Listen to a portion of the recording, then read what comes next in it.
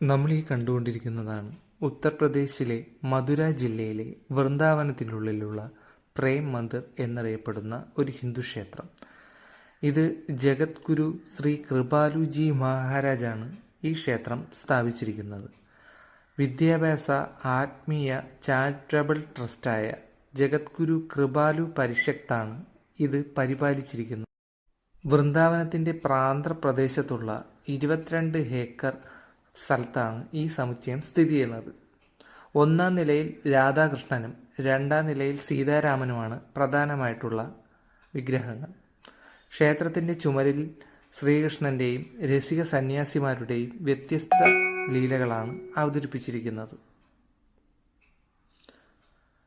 അതുപോലെ തന്നെ 2001 ജനുവരിയിൽ നിർമ്മാണം ആരംഭിച്ച് 2012 ഫെബ്രുവരി 15-നാണ് ഇത് ഉദ്ഘാടനം നടത്തിയത്. ഫെബ്രുവരി 17-ന് ക്ഷേത്രം പൊതുജനങ്ങൾക്കായി തുറന്നു കൊടുക്കുകയും ചെയ്തു. ചെലവ് 150 കോടി രൂപയാണ് ഇതിനു വേണ്ടി ചെലവാക്കിയിട്ടുള്ളത്. നേരത്തെ തന്നെ പറഞ്ഞല്ലോ, ശ്രീ രാധാ ഗോവിന്ദും ശ്രീ ശ്രീരാമനും ആണ് പ്രധാന പ്രതിഷ്ഠ.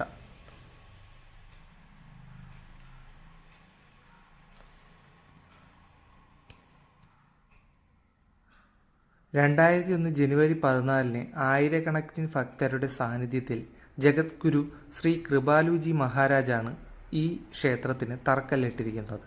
ഏകദേശം 1000 കരകൗശല വിദഗ്ധരുടെ പങ്കാളിത്തത്തോടെ ഈ ഘടന നിർമ്മിക്കാൻ ഏകദേശം 12 വർഷം എടുത്തിട്ടുണ്ട്.